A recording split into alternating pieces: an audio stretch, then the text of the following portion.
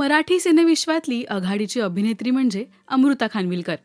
तिच्या अभिनयासोबतच तिचा डान्सचे आणि लुक्सचे सुद्धा अनेक जण फॅन आहेत.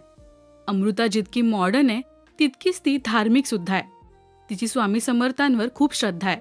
कलाकारांचं आयुष्य हे ऐशोआरामात असतं असा गैरसमज अनेकदा लोकांना होत असतो. पण माणूस म्हटलं की चांगले वाईट दोन्ही दिवस बघावे लागतात. अमृताने नुकत्याच अमुक तमुक या चॅनलला दिलेल्या मुलाखतीत तिच्यावर आलेल्या आर्थिक संकटाबद्दल सांगितलंय आणि स्वामींनी यातून कसं बाहेर काढलं हे सुद्धा तिने सांगितलंय. अमृता आणि नवरा हिमांशूने लोखंडवाल्यात एक फ्लॅट विकत घेतला होता. तो फ्लॅट घेतला आणि लॉकडाऊन लागलं. त्या घराचा हफ्ता खूप जास्त होता.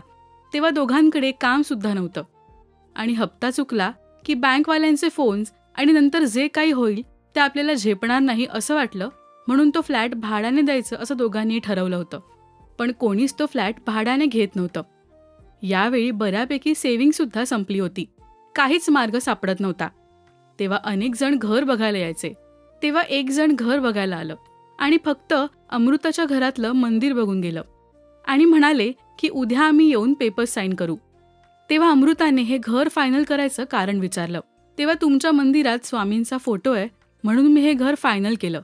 मी स्वामींना खूप मानतो आणि त्यांचा फोटो बघून मला त्या घराबद्दल पॉझिटिव्ह वाईब्स आली.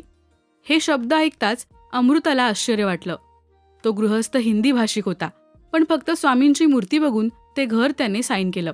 ते ऐकून अमृता ढसाढसा रडू लागली. घरी जाऊन स्वामींची माफी मागितली. ती म्हणाली, मला वाटलं तुमचं माझ्यावर लक्ष नाहीये. मी असं म्हणाले आणि तुम्ही मला मार्ग दाखवला. हा माझ्या बाबतीत चमत्कार घडला असं मी मानेन. अमृताने राजश्री मराठीला तिच्या नव्या घराची झलकही दाखवली होती.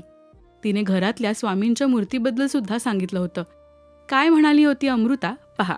स्वामींची इतकी सुंदर मूर्ती तू तिथे ठेवली आहेस. खरं तर तू मला याआधी म्हणाली होतीस की तू जातेस मठात आणि मी पाहिलंय तुला, तू मनोभावे सेवा करत असतेस त्यांची. खरं तर एवढं मोठं घर घेण्यात आणि ते छान आपल्याला हवंय तसं बनवण्यात आपली मेहनत असते, नो डाऊट. बट ती एक ना एनर्जी असते जी आपल्याला पुश ऑन करत असते, मदत करत असते, राईट? सो मला सांग ना, एकम आणि स्वामी या दोघांना तू कसं रिलेट करशील? तर एकम हे नाव फार मजेशीर एकतर, कारण माझ्या संपूर्ण फ्लॅटची टोटल एक आहे. एक आहे, हा, एक येते. आणि मला ना तर फ्लॅट नंबर वगैरे लावायचा नव्हता. तर माझं असं झालं, मी काय करू? आणि एक अर्थातच एक योगिनी असल्यामुळे, मी योगा करत असल्यामुळे एकदा मी क्लास करत होते आणि हे घराची प्रोसेस वगैरे सगळी सुरू होती ग.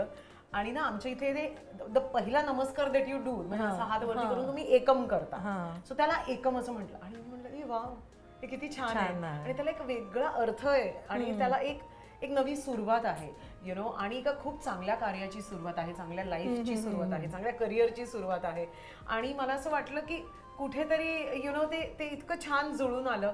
आणि स्वामींना एकतर मूर्ती इथे ठेवण्यामागे एकतर ही दिशा बरोबर आहे, पहिली गोष्ट म्हणजे. आणि बाबा त्यांचं लक्ष असू दे, वरून संपूर्ण घरावर लक्ष असू दे.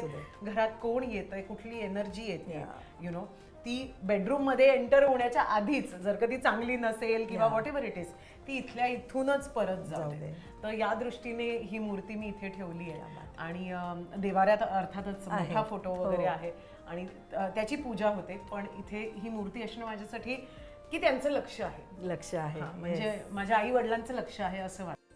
तुमच्या आयुष्यात सुद्धा असे अनुभव आलेत का हे आम्हाला कमेंट्समधून नक्की सांगा.